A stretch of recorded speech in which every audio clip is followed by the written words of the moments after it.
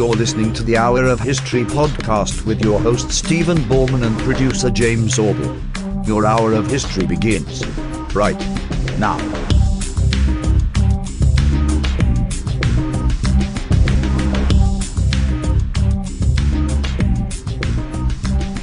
Welcome to the Hour of History. So good to have you. How you doing, Matthias? I'm doing good. Is our music ever going to stop? Just a gentle fade out. I like that. Sort of like the Soviet Union Yeah. faded out with a whimper and not a bang. Is that what you're? Well, I don't know. I guess it was kind of a bang and a crash of a wall, or like a long echo that is now coming back or something. Yeah. But why are we talking about ghosts of Soviet past? Because Mathias and I today, our topic's going to be Russia. And the question that is framing this next 59 minutes and 43 seconds of discussion is going to be, why does Russia matter? Why is Russia important? I mean, besides the obvious, it's this massive, huge, giant country. Okay, that's one reason why it's important, but there's got to be more. So, Matthias, you're interested in Russia. Why do you care about Russia? Well, I think because Russian history is really unique. There's really nothing quite like it. It's also, I think, again, very important. Its influence in the United States is not, I think, fully appreciated. And it's just sort of fascinating. And in many ways, it also has odd parallels with the history of the United States and its growth and expansion. That's cool. So, awesome. Let's talk about Russia then. And I think in order to talk about Russia, this being like a centennial anniversary, it's important to go back historically to even before 100 years ago. So, like, what was going on in Russia in the 1900s? Well, a lot was going on in Russia in the 1900s. So, I guess, a quick background. So, there had been, sort of the medieval kingdoms in Russia. Over time, these consolidated. It became sort of the, Russian Empire.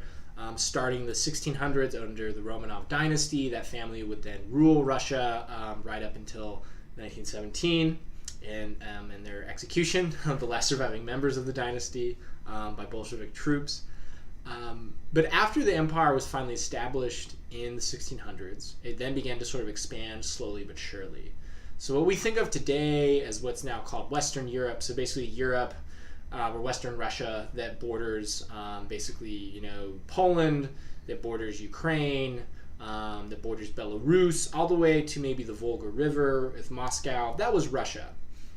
And Russia only in the 19th century is when it really started to expand eastward, when it became the Russia we think of today. When we think of this giant country, it did not start that way.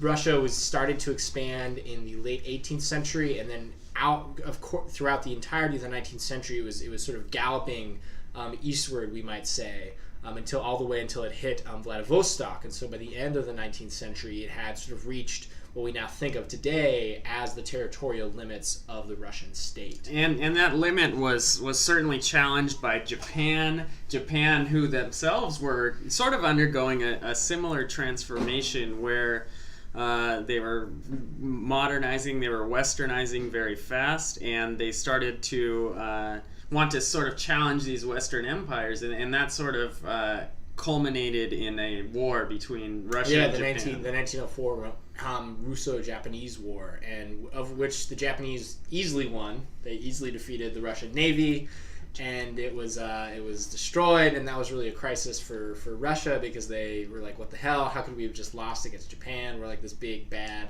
kick-ass empire.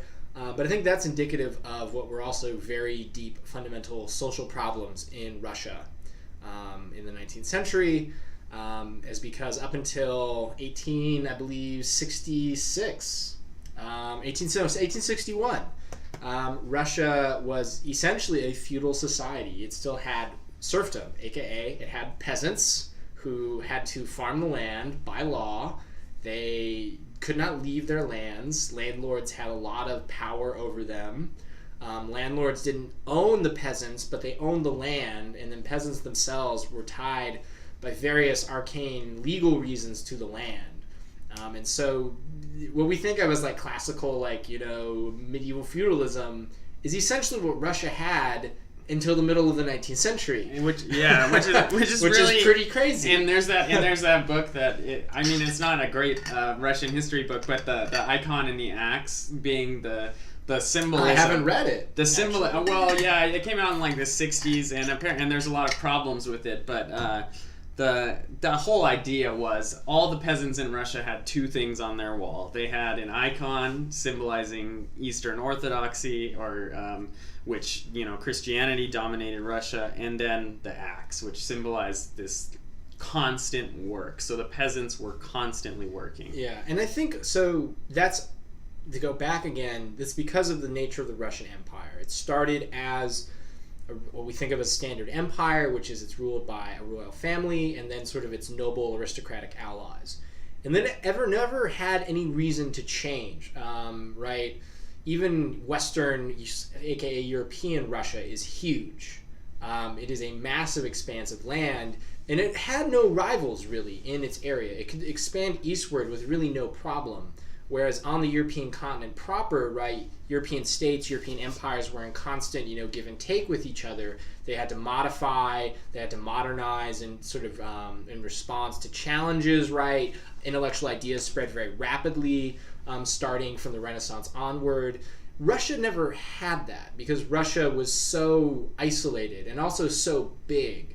It was sort of this classic kind of conundrum of it's so big and so important that it had to inherently be taken seriously by European powers, but it was so distant that none of the major intellectual and technological develops that occurred in Europe ever really hit Russia the same way that they did in Europe proper. Right. It's not until like around the early, the first couple decades of the 1900s that the Trans-Siberian Railroad, a railroad that actually connects the country to itself, is completed, and you look at that in comparison with other railroads that go up around the world, which are created almost 100 years prior.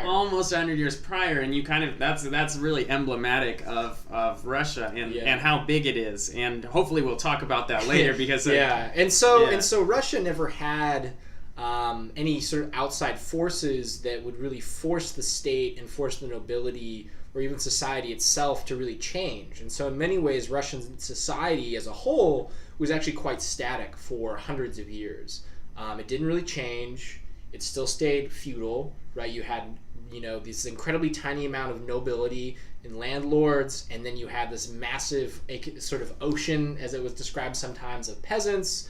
And really only starting in the 1700s, with the rise of the famous Catherine the Great and then her son Peter the Great, did we start to see the nobility and especially the royal family realize that they were going to fall behind other European powers if they didn't start to do something, if they didn't actually start to change how the empire functioned. And so we see, right, famously Peter and Catherine do many reforms, but none of them ever actually stick. And this is a perennial problem going into the 19th century for the Russian Empire is, how do we modernize Russia, right? This is the perennial question for them is, what do we do? How do we make our nation and our empire, just as good and just as advanced as all these other European countries? And they can never really quite figure out how to do it. Right, and for people, and these are important people, Catherine and Peter, even though we're not focusing totally on that era. We're going to get more modern. No, but it's important to get the background. And so they decide that, all right, we recognize the peasant problem as an issue, right? We're never going to modernize if we have feudalism and all these peasants. So, of course, the first step is emancipate the peasants, let them be free. But then that doesn't make them modern European citizens, right? Yeah. It just means that you now have a huge body of free laborers, but you have no industry, right? You have very, your urban centers are really small and isolated. Russia is often described in the 19th century, right, as sort of this kind of backwater, right, for many Europeans. The educated elite is very tiny. It's confined to the most highly stratified, groupings in society. I sit on a course in the history of the Soviet Union over at Penn, but we still talk a lot about imperial Russian history. And it was once described to me that the educational system in Russia in the 19th century would have been as if Penn was the only university in all of the United States. However, that University of Penn was also even better than it is now. And so you end up with this incredibly cultured, incredibly educated, tiny minority elite in Russia, amidst these sort of large landowners and this aristocracy, and then just tens of millions of illiterate peasants. Right. It's a very weird social situation. Which is, completely out of balance, and not to mention, we're going to have to talk about that as we get more into the future for Russia as well, because this is an issue. I mean, you say it's different, but at the same time, throughout the world, we have societies where there's an enormously wealthy top, and China. the people, the peasantry, are not wealthy. They're being exploited in one way or another. You could even say it in the United States in the middle 1800s. The same sort of thing is happening, where people are just working very hard, scraping by, if you will, just to make ends meet. And there's sort of this myth of if you go and you work very hard doing your peasant labor, you can eventually become rich. At least in the United States, that doesn't exist. That does not. No, in Russia, there's no sense of what we might call like social climbing. There's no right. It's almost very, like it still has that very feudal aspect of you're born in a certain social class, and in that class you will remain.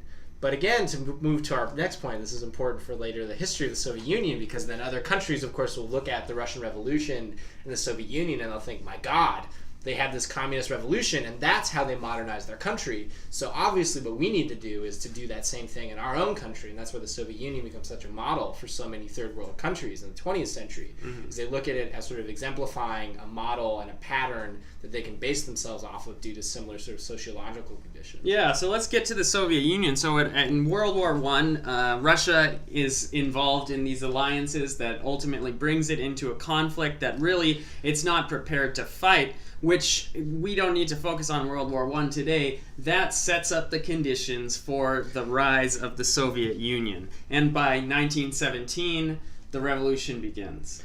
Right, but also at the same time, it's not like one revolution. There's at least what we would call two revolutions in 1917. There's most of the revolutionary fervor in Russia and most of the push for change in Russia starting from the 19th century and onward is actually not from radical communists or anything. It's from people we would think of today as liberals, people who simply want to create a modern representative parliamentary type system, right, where they just sort of want to create like an efficient, centralized government, and they want to like create a kind of constitutional monarchy.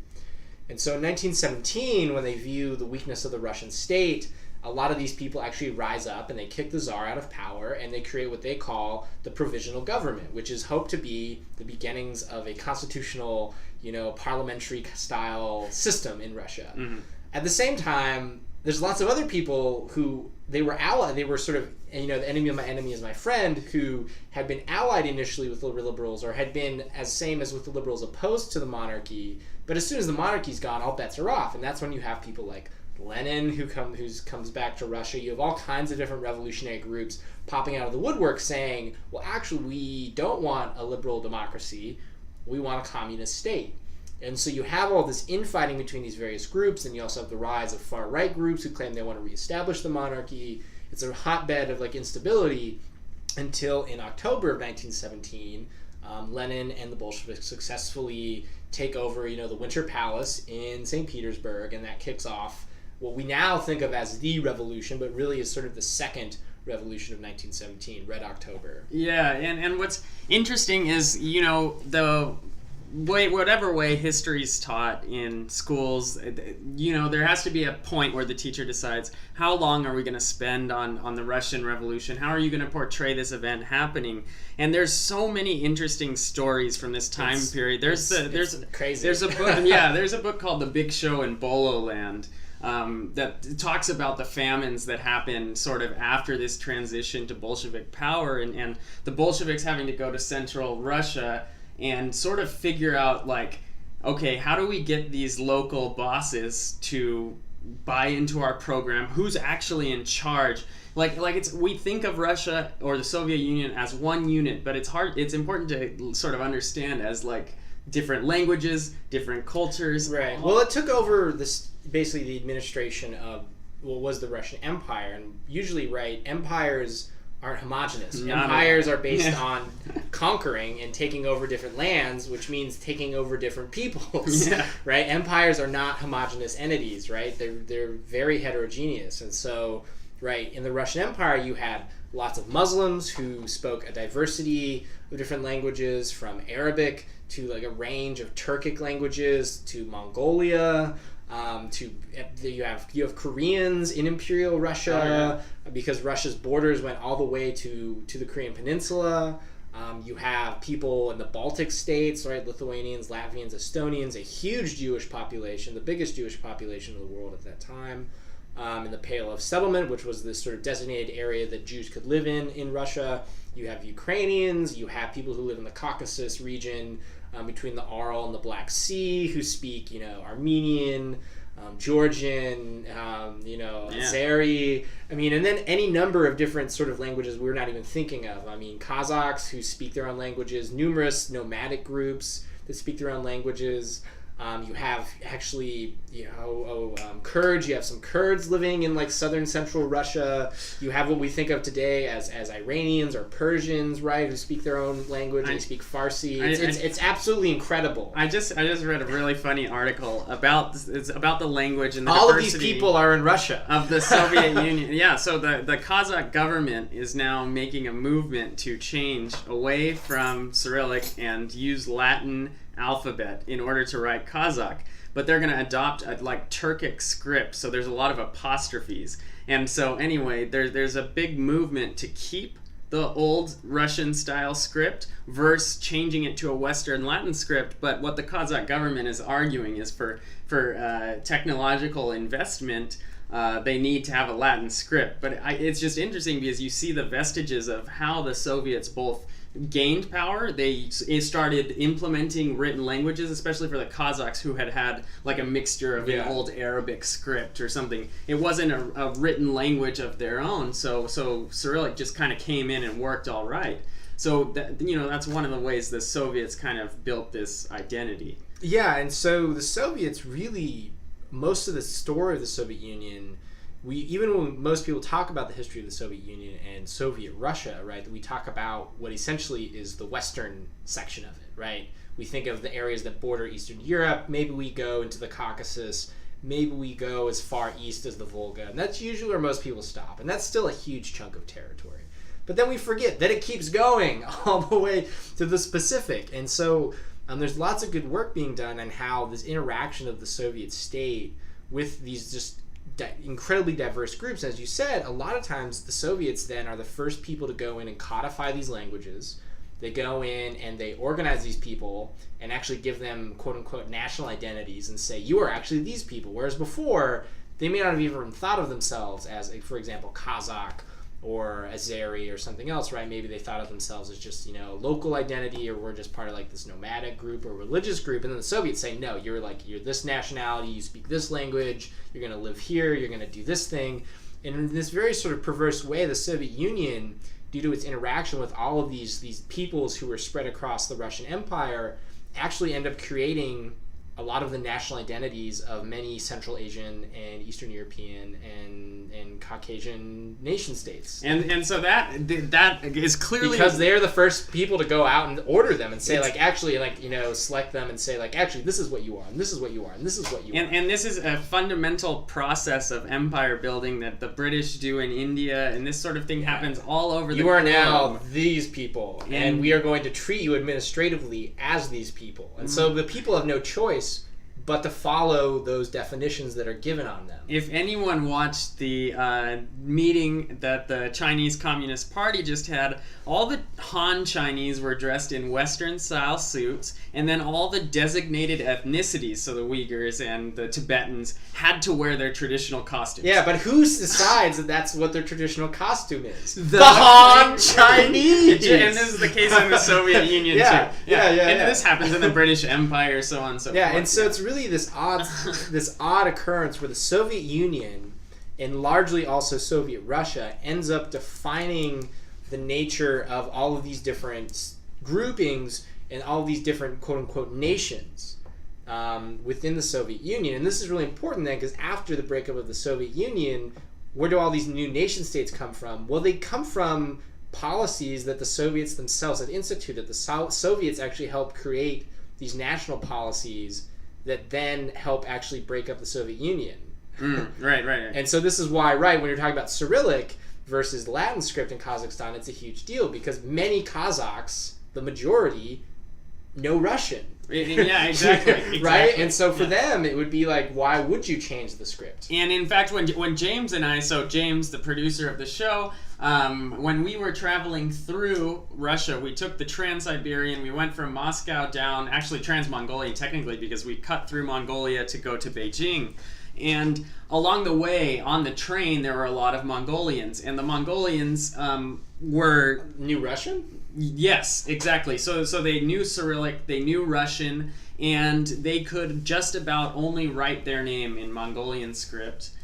They knew Mongolian as well, but they knew it expressed in Cyrillic. Yeah, and the Cyrillic alphabet's reach is huge across Central Asia. Yeah, and it's just and it's fascinating. It's something to study absolutely if you have any interest in that sort of thing, and how Cyrillic it's very intuitive the way it's written, just like Latin alphabet. It's very quick to learn and very easy to learn. And so Russia, right, is not just Russia. Its influence is all over Central Asia, Mongolia, areas that you would not necessarily associate with Russia, but whose histories and languages are intimately wrapped up with Russian and Soviet history. So that's and even Cyrillic. So you have on the east, and then in the west, Cyrillic comes from the church, and the ties to the church. The idea that Moscow was going to be another Rome, right? And that's another, I guess, important issue. Right, is then the unique aspect of Russia is it has its own essentially nationalized regional version of Christianity, which, well, I guess we're using weird terminology, right? But like Orthodox Christianity, right, arises. We don't want to get into details, right? Splits in the Christian church. Schism in the 11th century. 1,000 years ago, blah blah blah blah. But whereas the Catholic Church, right, stays in Europe and basically explodes and becomes like the big bad, Christian denomination that we know today, Orthodox Christianity is sort of stuck in the East. And so it proliferates in countries that we now associate with Eastern Europe, so like Greece, right, portions of like Eastern Europe. But where it really takes root is Russia, right? And so this is also kind of the tragedy and triumph of Russia's isolation at this time, is that the Russian kingdom, as it grows and becomes the Russian Empire and keeps expanding, it has no rivals to Orthodoxy. There are no other churches that will ever rival it. And so Russian Orthodoxy never has to deal with religious crises like the Catholic Church has to deal with the rise of the Reformation, with the conquest of the New World, right? And then with sort of colonialism and all of that. Russia, in its isolation, actually enables Orthodoxy to have a deeper and deeper root in society, because it's the only religion that anybody encounters for hundreds of years in that region of the world. And it's kind of like it's almost like a counterfactual history. If there had been no Reformation in the Catholic Church, what would the Catholic Church look like? And so you can't understand Russian culture and even Soviet culture to a degree without understanding Orthodox Christian practice, because it was so ingrained in just everyday life for hundreds of years, and also just in everyday ways of speaking, that those practices obviously carry over, right? You can't eradicate those unless you sort of eradicated Russia as Russia. Right. And so this leads to this weird situation now, in especially post-Soviet Russia, where Orthodoxy has become sort of intertwined with the sense of what it means to be Russian. Right, but that's part of that national church. And what's interesting is, so the Russian Orthodox Church, that like national tie, sort of goes. I mean, it is in a lot of ways parallel to like Church of England or the Episcopal Church. There are national churches in the West, but the national churches in the West don't have the power that the Russian church has. Well, that's because most of the national churches in the West are wrapped up with like politics, right? They're wrapped up with like, we need like our own church to like do state power. Whereas in Russia, right, Orthodoxy never has to mess with that, right? It never is just like some ruler comes along and says, and now we're going to adopt Protestantism because it'll be great for my rule.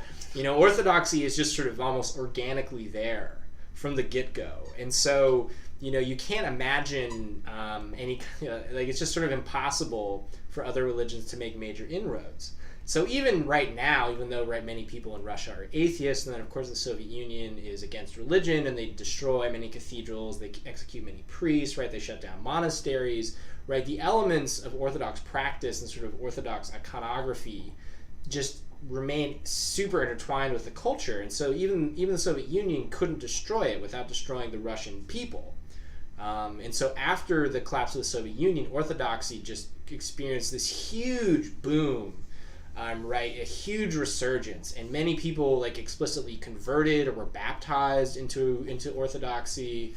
It got wrapped up very much with the new ruling class, and now it's sort of become almost a right hand of the Putin regime. Yeah, and it's also super interesting as far as, again, back to our central question, why Russia is important. You look at the way in which the Russian church has survived sort of the generations, the differences between the empire and then the Soviets and then the modern, and you look at in the United States, there's a Orthodox Church of America that traces its roots to Russian immigrants from back in the Empire days. There's also churches like the Belarusian Orthodox Church, which was people who came post-World War II to the United States, and now they're, sort of, or even pre-World War II, and now they're dying out. That church has sort of been absorbed. So this is this Russian Orthodox issue, and certainly the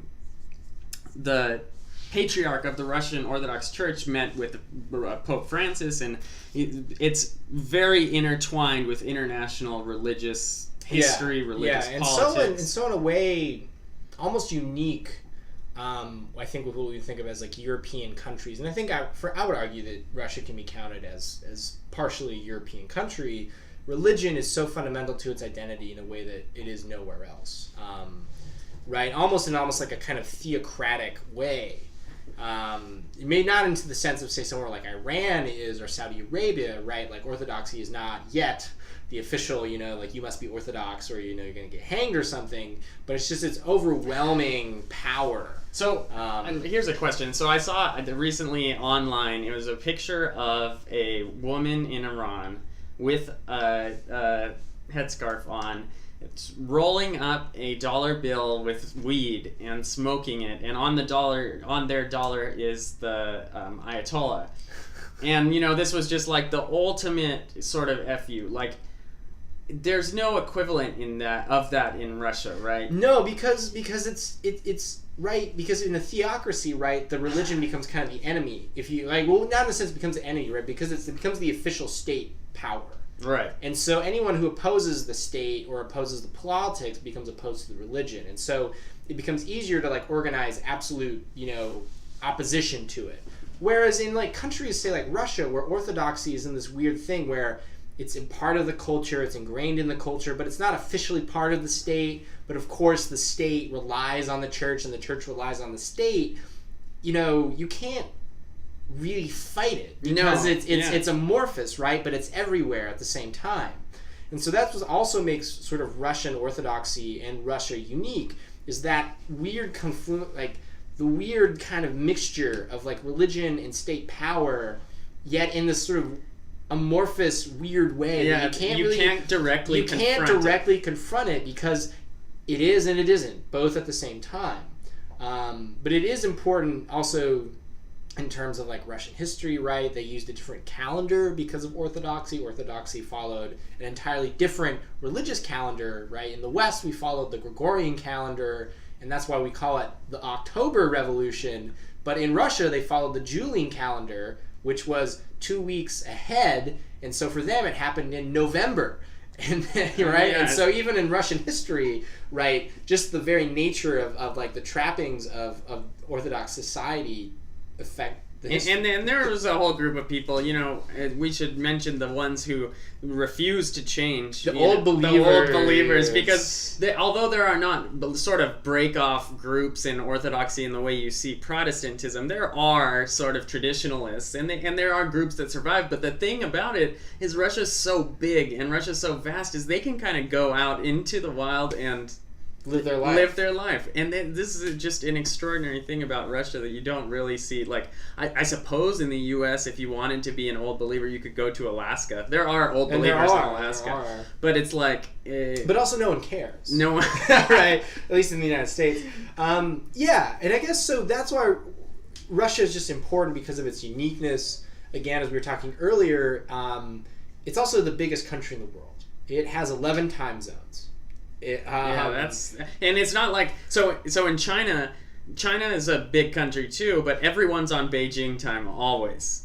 There's no time zones in China, which is just nonsense. Yeah, but in Russia they have 11 different time zones, and also it is basically, think of it as it is double the size of the continental United States. Yeah, but with half the people. Russia only has about 150 million approximately people. So that also is a very weird dynamic, where in the United States we often complain about the rural-urban divide, right? That's like a perennial problem. Like, oh my God, these degenerate city dwellers and these like country bumpkins or something. Mm-hmm. In Russia, that problem is multiplied even worse because it's even bigger with smaller population, and so you have these like handful of great cities, Petersburg, Moscow, Volgograd, like, and a few other big cities, and then just like nothing, right? For and not just for like nothing for like a few hours. We're talking nothing for like hundreds of miles, except for small villages, small towns, exacerbating political, tensions and differences, but also making it harder to create a kind of what we would think of as like a political opposition or like a pan-political identity because it's so disparate. And you absolutely see this, and I encourage everyone to do it if you ever get the chance. On the Trans-Siberian, you are just going miles and miles and miles, kilometers for our Canadian viewers, and our listeners. This recorded as well. And there's just nothing sometimes for days at a time, and then you hit a city like Omsk, and then it's huge. But that's also because it's the only thing for the next 1,000 miles, and the faces change, the languages change, it's incredible. The styles of the house change. So yeah, there's really no chance for a sort of like.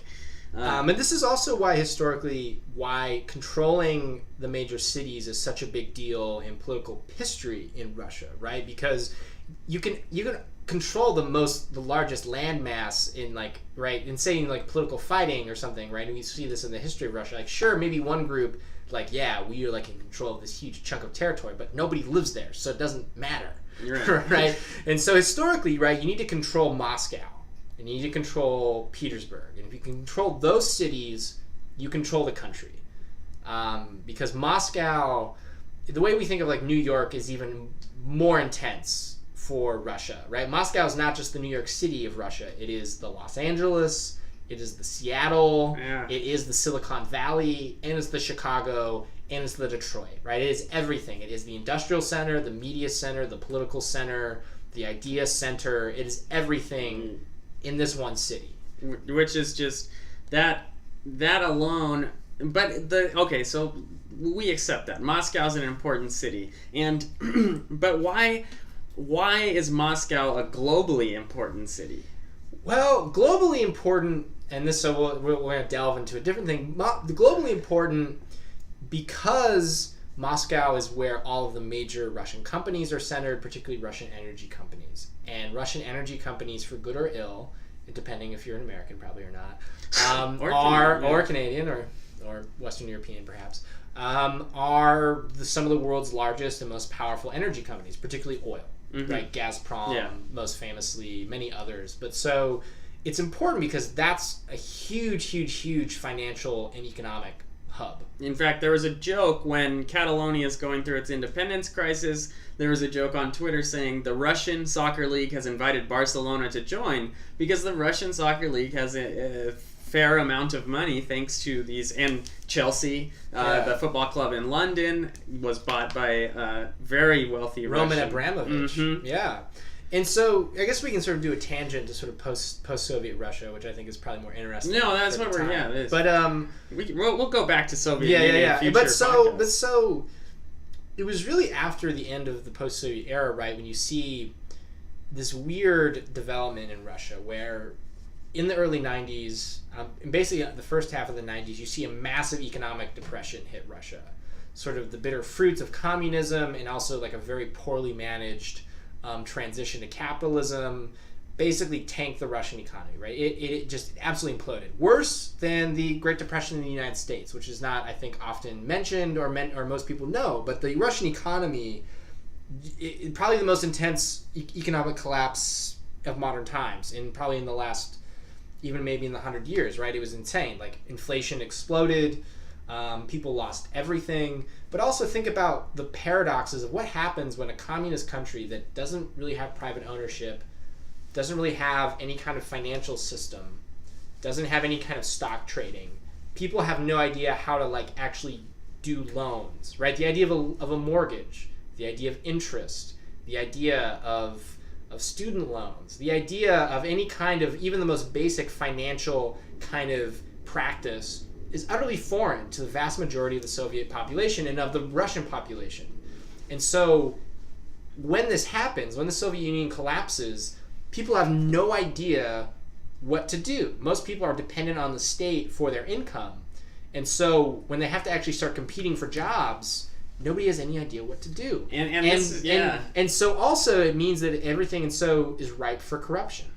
Because they have no history in Russia up to this point of what we would think of as like respectable capitalism, right? Where we think of like, oh yeah, you put your suit on, you go to work, you know, you like invest in the stocks a little bit, you know, you invest in your mortgage and you have your car loan, right? What we think of as sort of the standard kind of American like respectable capitalist economic practice, right? They don't have that.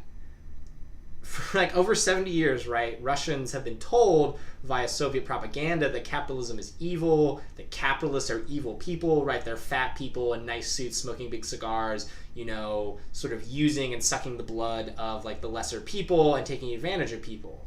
So if you have that image of that's what capitalism is, and now you're supposed to live in a capitalist world, people have no idea how to actually do respectable economic practice. Okay, so I think that's a very interesting point, and absolutely that would be the case for many people. At the same time, you have cases like Alexander Mogilny, Sergei Fedorov, these great hockey players who go to the U.S., participate in the capitalist system, and so people know about these athlete superstars who are getting big in the West. They're coming back. They're certainly bringing back information from the West. So how does that interaction? Surely not everyone in Russia is totally... No. But it's also... But think about how people are scammed here in the United States, right? Financial scamming, Ponzi schemes, even like the mortgage loan fiasco that led to the 2008 crisis. Like, even in a quote-unquote capitalist system where we think most people are sort of intelligent and actually know how to like use money, right? We have all kinds of problems. Imagine that turned up to like 11. Right. Because in Russia, they know they're not stupid. They know what money is. They know like what stocks are, but they have no experience with how to use them or how they actually work. And so in the early 90s in Russia, it's just sort of this insane account of like massive Ponzi schemes that people have bought into. That's the key. People lose. So people start to invest in these new companies thinking they're going to work, but they have no sense of like economics of investment because they have no experience. And so many people will invest, they lose everything in these Ponzi schemes or in bad investments. It also means they're easily taken advantage of by schemers and scammers and by crooks. Yeah, and so that's a key part. And so we see in the rise in the 90s in Russia is you see the vast majority of the population sink into bitter poverty, but you have the rise of this tiny group of people that became known as the oligarchs, right? People who were able to become billionaires by taking advantage of the Russian economy and by taking advantage of privatization schemes. Because after communism collapsed, the realization is, well, how do we create capitalism? Well, we have to privatize all of these industries, and all these industries are owned by the state. So the new Russian government comes up with this idea of, well, what we'll do is we'll value all of these state-controlled entities and industries, we'll break them up into separate companies, and then we will give each Russian citizen a certain number of like vouchers or like bonds, basically, in these different like companies and industries, and that way we will sort of disperse like the centralized value of all of this, like of all these entities among the Russian people, and then they can do whatever they want with like their bonds and their stocks, right? They can invest them, they can sell them. It sounds okay on paper, but what it really meant is it was super corrupt. Many of these industries were like horrendously undervalued and then bought up for like pennies by rich people who would then cut them up and sell them off. Many people would go around and buy up people's vouchers. They would go around to apartment buildings with cases of vodka, and they would just say, hey, I'll give you like a bottle of vodka for your voucher. And so people would buy up hundreds, if not thousands of these vouchers, inflate the price, sell them higher up the chain. And so you have certain individuals, right, who end up with like thousands of vouchers that are supposed to go to thousands of individuals, but they centralize it to themselves. And so this privatization scheme in Russia ends up vastly undervaluing all these industries and then just disenfranchising most Russians. Well, corruption booms, and a lot of these oligarchs get their start doing stuff like that. And exactly, and these oligarchs are important on the entire world stage. And what's interesting, because they become some of the most wealthy people in the world. Absolutely. So Russia doesn't lose its significance, but what happens is there's a certain transfer of power, absolutely, economic power. At the same time, the political scene is melting away with the resurgence of identities. So like the issue in Chechnya is just one of many examples of the fracturing of what was once held under this sort of firm Soviet grip. And it's from actually the invasion of Chechnya that President Boris Yeltsin appoints Vladimir Putin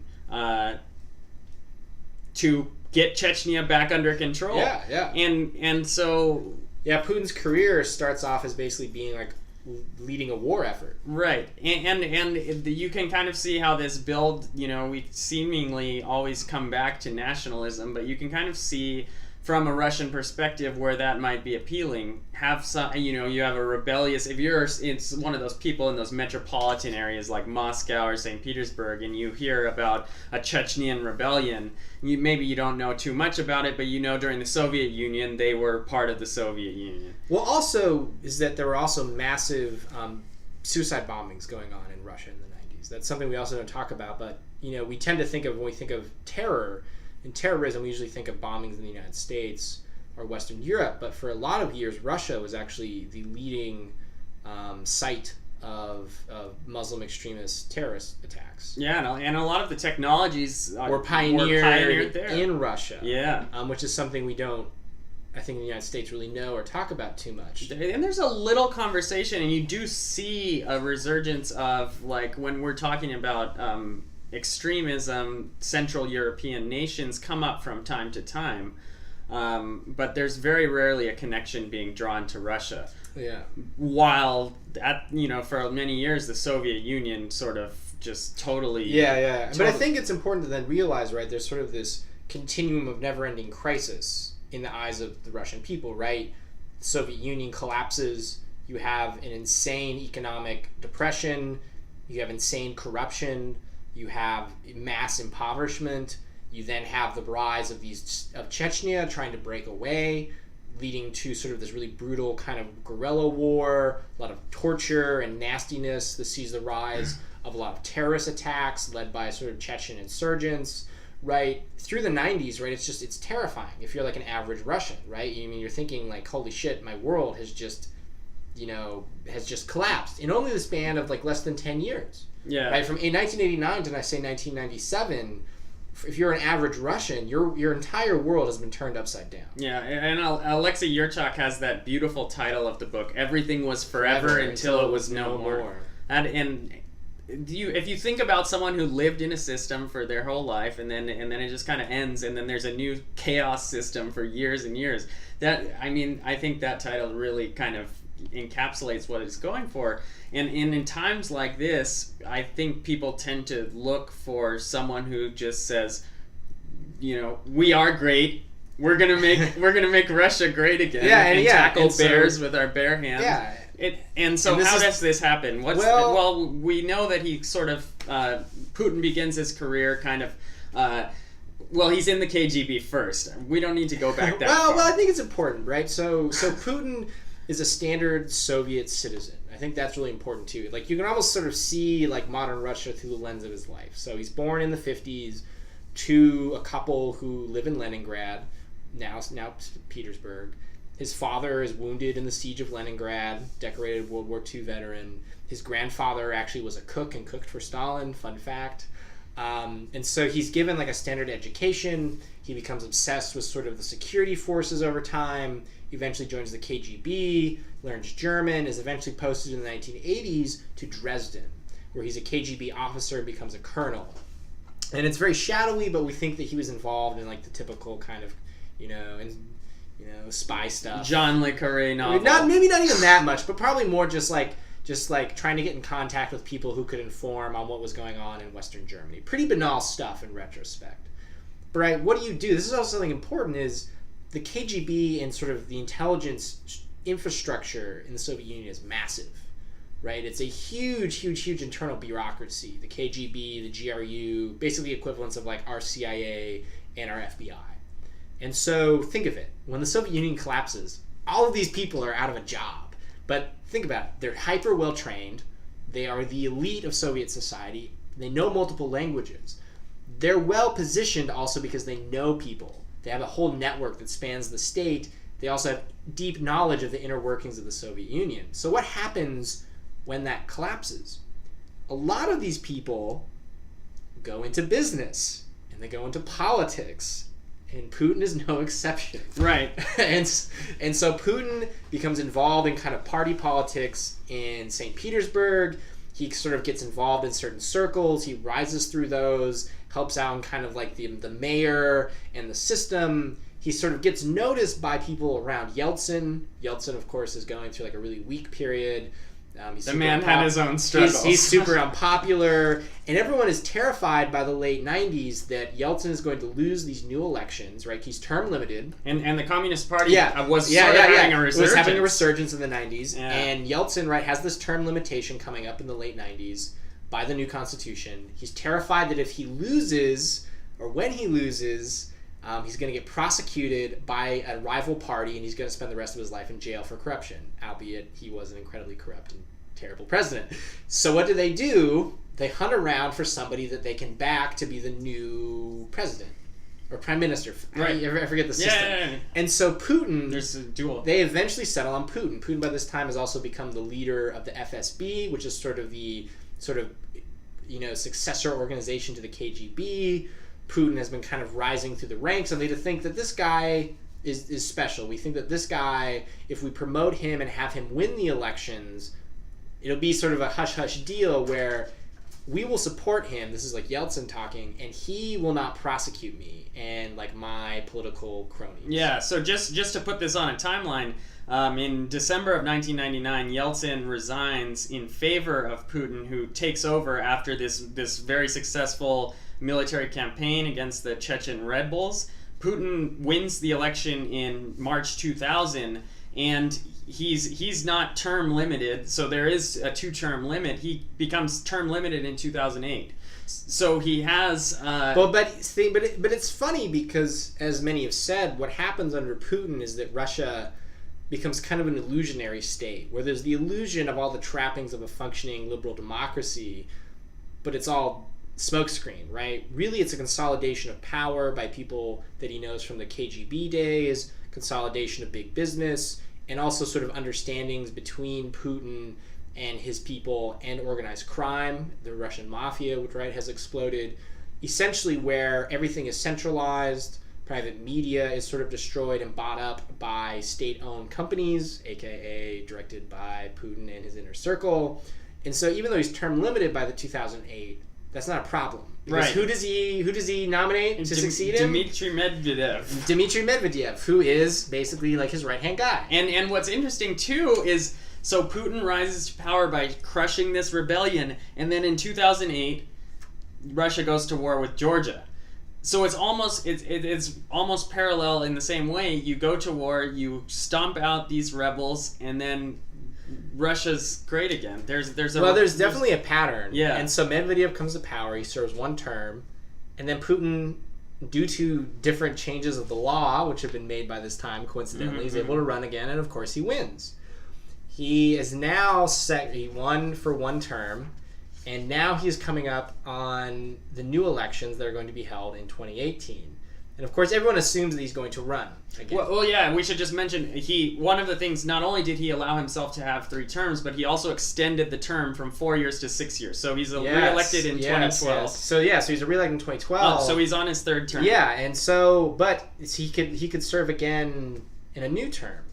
Or he could get voted in again. And of course, everyone at this point assumes that that's de facto is what's going to happen, where everyone knows he's going to win, even though it's quote-unquote elections, but it's a smokescreen, right? The elections are just sort of there for show.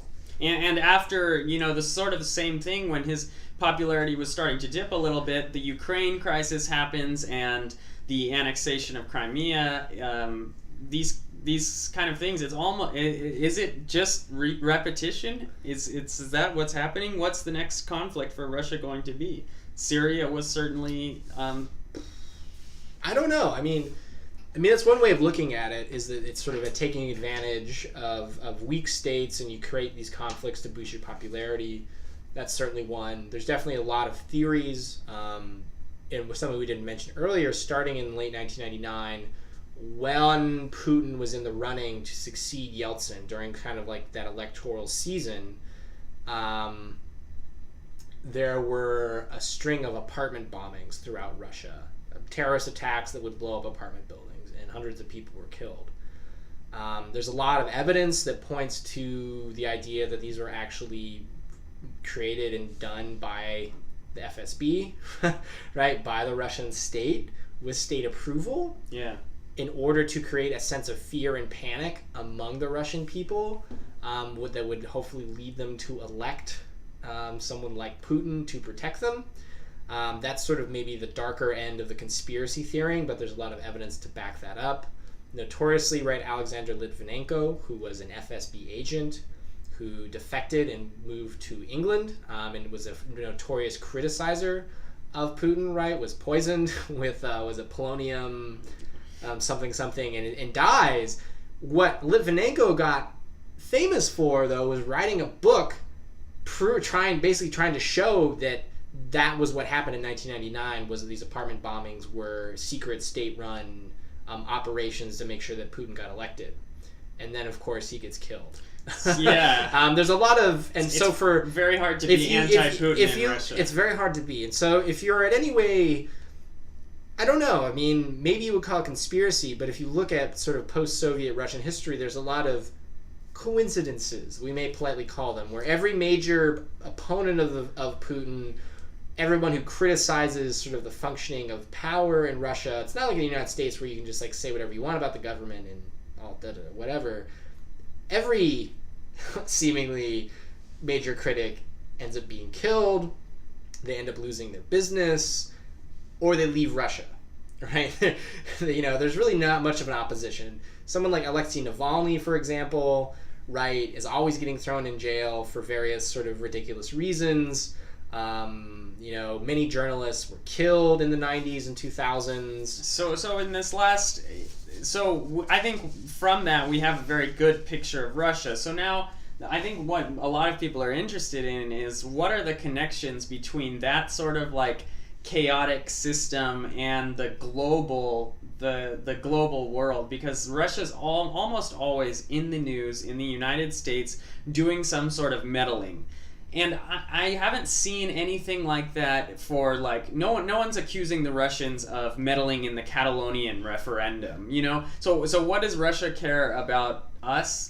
What does Russia care, and why is this all just more of this coincidence? Well, I think it's right. Obviously, because it's ongoing, right? There's a gazillion different thoughts on it. Dozens of books have been written on this. Like whole library. There's basically like a whole library of books you could read about Putin and his relationship to Russia and America.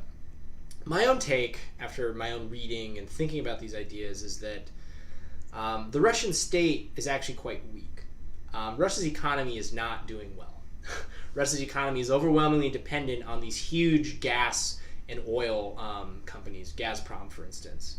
And these are huge companies that make billions of dollars, but again, because of these oligarchs and this system of corruption that's set in the 90s in Russia, there's a huge amount of capital flow outside of Russia, right? Even though a lot of these companies create a lot of revenue, that doesn't end up being seen in Russian society, right? A lot of it is leaving the country or ending up in private bank accounts, right? Or like being somewhere in Switzerland, or as the Panama Papers are showing, or the Pentagon, or like the Paradise Papers, there's a lot of really, shadowy financial dealings going on with these tax havens and with different governments, and largely fueled by Russian oligarchs and corrupt Russian leaders trying to funnel the money that they're skimming off of Russian companies out of the country. Right. And so this means that even Russia's limited economic power that it has is also weakened by corruption. And so the economy as a whole is quite weak.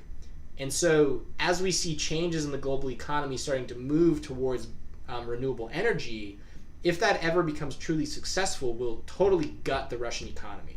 Right, it will lose its overwhelming power that it has economically and globally via its export of natural gas and oil.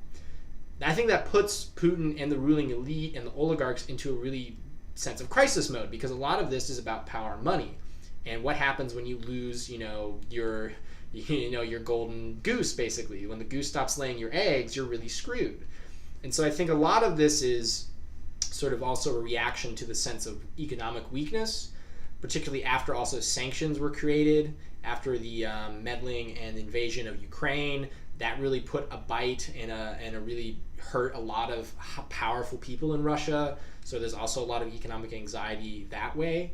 I think there's a sense that also that if they don't do something, they're going to lose all of their power because of broader global trends. And so my stance is that the Russian elite and Putin have come to the decision that the only way that they can preserve their power is not by doing things in Russia, but by making other countries and other powers weak. And how do you make them weak?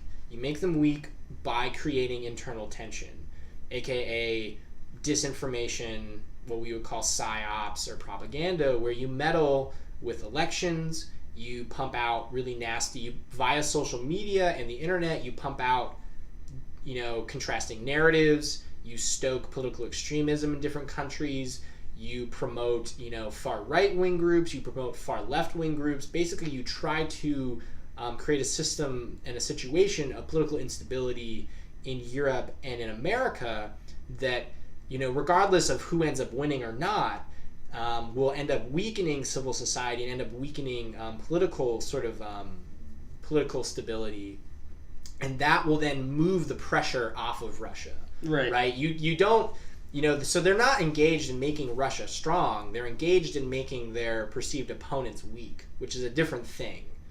And so I think that's where the Russian elite and Putin are today, and why they're in the news a lot is they're really starting to throw their money around. Right. They're really starting to be very aggressive in trying to use their influence across the world in a way that I perceive as kind of a pushback against what they realize is that if they don't do something, global trends are going to engulf them and destroy their power. And they're already, to a large extent, having successes. They're creating chaos. In next summer, Russia will host the World Cup. This was a deal that was made with one of the world's most corrupt organizations, FIFA. And a lot of Russian money flows through FIFA. And absolutely, and flows through soccer. And the Russians have this enormous power. They've always been very successful at intelligence operations. And the Soviet Union was. But the thing about it is, again, this is why all of these people who work for the KGB and the GRU, right, our equivalents of the CIA and the FBI, didn't go away. They went into business and they went into politics, which is really scary. What they did is they sort of made this unholy alliance with the oligarchs and with organized crime, starting in the 90s. And basically, they have kept a grip on power ever since, right? Where because they were in a situation of power or a position of power in the Soviet Union, they were able to retain that. But the only way they can retain that is by, basically preventing any kind of liberal democracy ever occurring in Russia and weakening, European states that will try to attempt to limit their power. And so they've made a lot of money, and they've made a lot of power, and then they're trying to throw that around, as I perceive it, to keep their grip on that money and on that power. Well, absolutely, and clearly there's a lot more to this story, and there's a lot more to talk about Russia. It's not going away anytime soon, and it will certainly continue to be a significant, this was just a bullet point version, historical part of our world. So thank you for joining us, and at an hour and 22 minutes, an hour, 0 minutes and 25 seconds, that's your hour of history. See you soon.